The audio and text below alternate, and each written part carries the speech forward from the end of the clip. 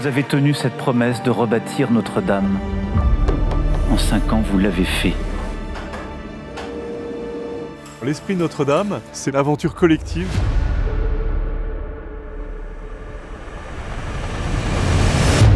On veut réussir. Dans la soirée du 15 avril 2019, la cathédrale Notre-Dame de Paris est frappée par un violent incendie.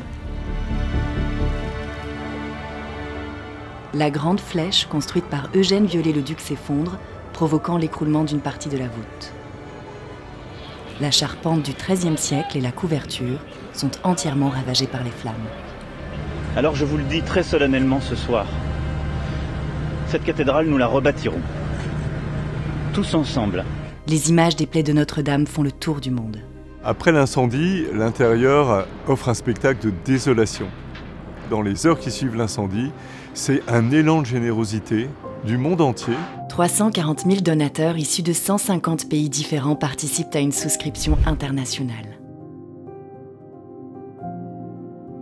Pour relever ce défi, un établissement public est créé avec à sa tête le général Jean-Louis Georgelin, secondé par Philippe Jost. L'établissement public est aux commandes des opérations du chantier. Il gère le budget et passe les marchés. Il s'appuie sur les architectes et des bureaux d'études spécialisés en charge de l'exécution des travaux, menés par l'architecte en chef des monuments historiques, Philippe Villeneuve. Après l'incendie, notre première préoccupation, c'est de sauver la cathédrale. Alors que les gravats et vestiges au sol sont évacués, triés et inventoriés, le premier défi est de sécuriser l'édifice. Échafaudeurs, maçons, charpentiers entrent en piste, suspendus à des cordes ou dans des nacelles. Ils retirent les gravats un à un et l'échafaudage déformé par le feu est démonté pièce par pièce. Pour renforcer la structure de pierre de la cathédrale, d'immenses cintres en bois réalisés sur mesure sont installés pour soutenir les arcs-boutants à l'extérieur et les voûtes à l'intérieur. Les travaux de nettoyage et le dessalement de la pierre commencent. On teste les méthodes de restauration des décors peints. Pendant ce temps, on étudie les futurs travaux. Le choix est fait d'une restauration à l'identique en recourant aux mêmes matériaux. Pendant la mise en sécurité de la cathédrale, nous préparons les appels d'offres de travaux. Au total, on aura donc plus de 150 marchés de travaux et d'études et 250 entreprises qui travaillent sur cette cathédrale. À l'été 2021, un toit provisoire coulissant est installé pour protéger l'édifice des intempéries. En septembre, la cathédrale est totalement sécurisée.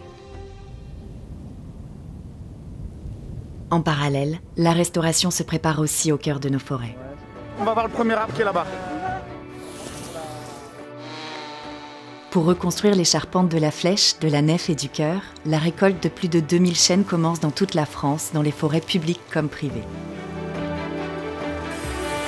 C'est en Lorraine que la charpente de la flèche est façonnée après Siège des Bois à partir de l'automne 2022.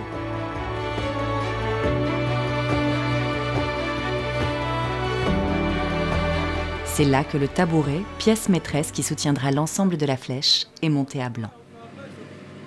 On a des pièces de bois exceptionnelles, de très grandes dimensions, d'assemblage extrêmement complexe. Et là, on est en train de s'assurer que les pièces de bois sont correctement taillées, que les assemblages tiennent parfaitement. C'est ce qu'on appelle un montage à blanc parce qu'on ne va pas boulonner absolument tout. Donc là, c'est une répétition générale, si on veut.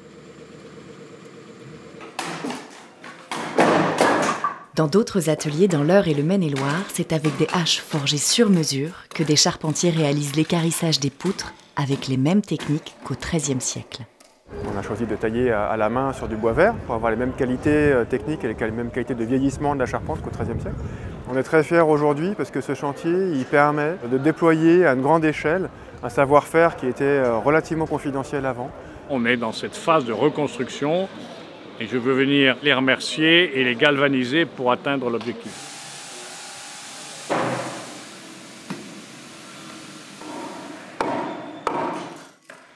Les poutres assemblées entre elles forment des fermes qui vont constituer l'ossature de la charpente.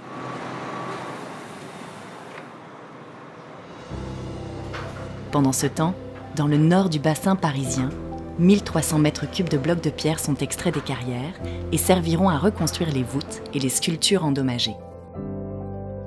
Ils sont ensuite façonnés en atelier par les maçons tailleurs de pierre. Des claveaux et des voussoirs sont taillés à la main pour restituer les voûtes aussi fidèlement que possible. Ce chantier, c'est 2000 compagnons et artisans d'art et c'est plus d'une vingtaine de métiers. Ils sont ensemble sur le chantier en même temps et ils ont contribué à ce sentiment qu'on a eu d'une aventure collective où c'est ensemble qu'on réussit et on a besoin les uns des autres. Partout dans leurs ateliers en France, les artisans se mobilisent. Dans le Vaucluse, les facteurs d'orgue dépoussièrent et restaurent chaque pièce du grand orgue. À Troyes, les maîtres verriers nettoient et repeignent minutieusement les vitraux. En Normandie, des ferronniers restaurent la croix du chevet sauvée des flammes et ses décors de cuivre, de fer et de plomb. Et à Paris, c'est désormais un vaisseau d'acier qui enlace la cathédrale et culmine à 100 mètres de haut. En 2023 et 2024, à tous les étages, Notre-Dame de Paris devient une véritable fourmilière.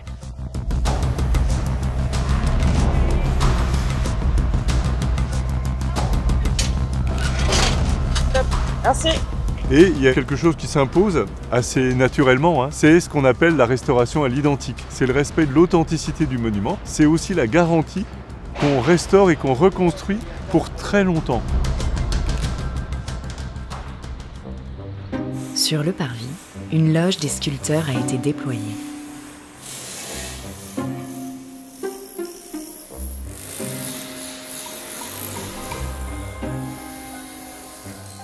Et certaines drôles de bêtes retrouvent leur malice, les chimères.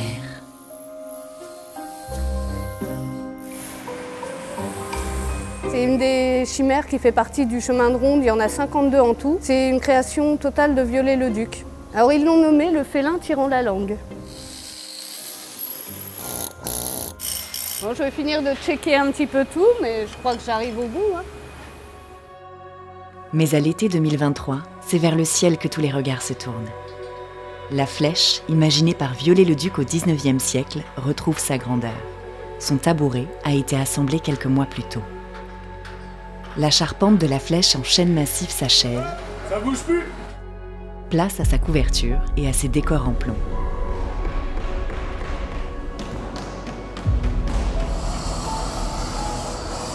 On va venir frapper le plomb avec des maillets ou des battes pour essayer de lui donner la forme qu'on veut. On le fait sur une maquette en fait, pour qu'après on gagne du temps à la pose pour la reposer sur la vraie flèche. Les ornements, comme les 108 crochets, sont coulés et moulés en fonderie avant d'être finalisés et polis par les couvreurs ornemanistes.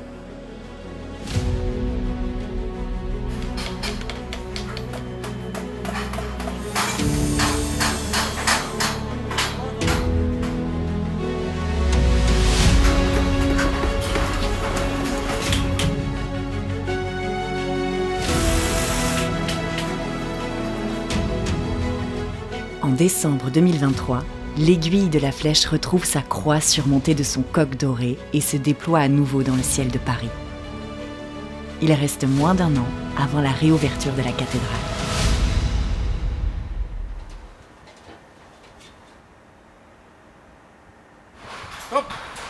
Dès le lever du jour, le balai des grues reprend de plus belle. On y voit les fermes en chêne qui sont levées, puis assemblées une à une pour reconstituer la charpente du chœur et de la nef.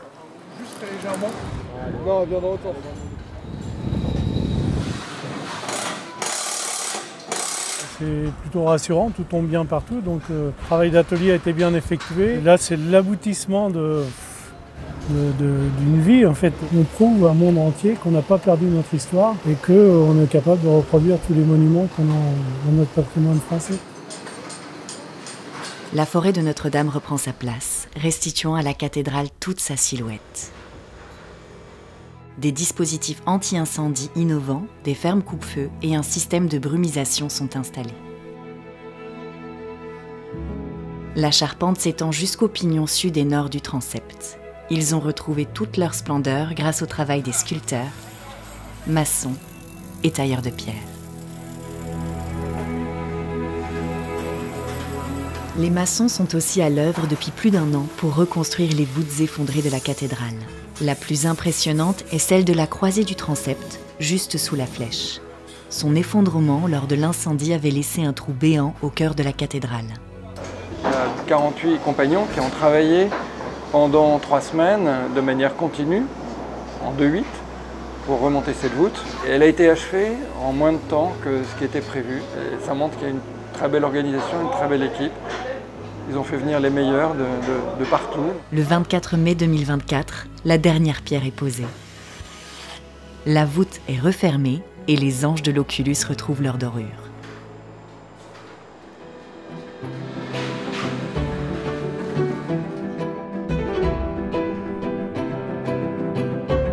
Le même jour, à l'extrémité est, la croix du chevet, seule pièce de couverture rescapée de l'incendie, fait son retour.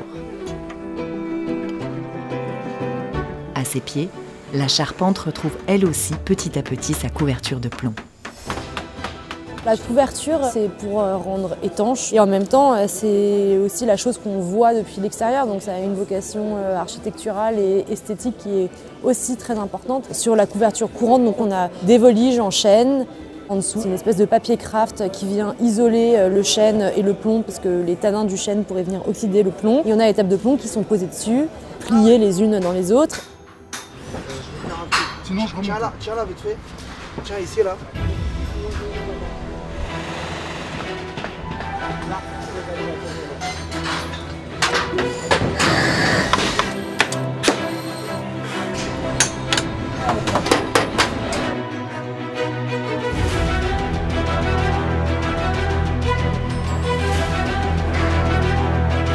Les hauteurs de Notre-Dame retrouvent leur décor, autour des chimères de rejoindre les gargouilles sur leur chemin de ronde. Tout le long de ce chantier, nous vivons des moments d'émerveillement. Et vous voyez la patine aussi, c'est parce que c'est... Des étapes où il se passe quelque chose de beau et de fort sur la cathédrale.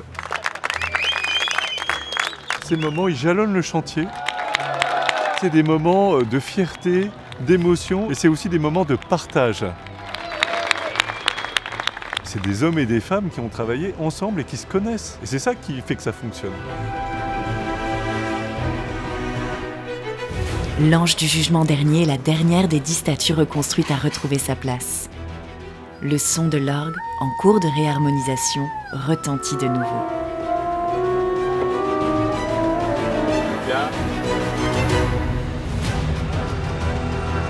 Silencieuses depuis l'incendie, nettoyées et restaurées, les 8 cloches font leur retour dans le beffroi nord. 2 mois avant l'ouverture, on les entend à nouveau pour leurs premiers essais. Tout le monde s'active pour que Notre-Dame resplendisse comme jamais.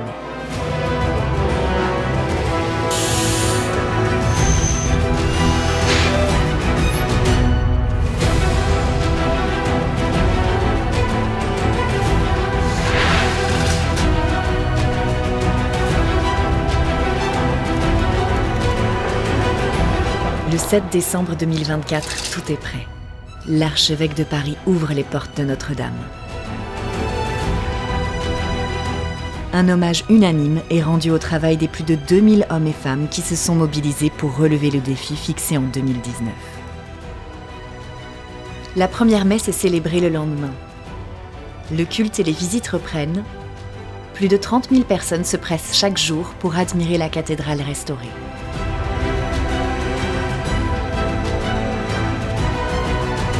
Au-delà de la réparation des dégâts de l'incendie, la cathédrale a besoin de travaux de restauration extérieure. Grâce à la générosité des donateurs, de nouveaux travaux sont engagés, en commençant par le plus urgent, le chevet de la cathédrale et ses grands arcs-boutants. D'autres défis attendent encore Notre-Dame de Paris, qui n'a pas fini de dévoiler toute sa beauté aux yeux du monde.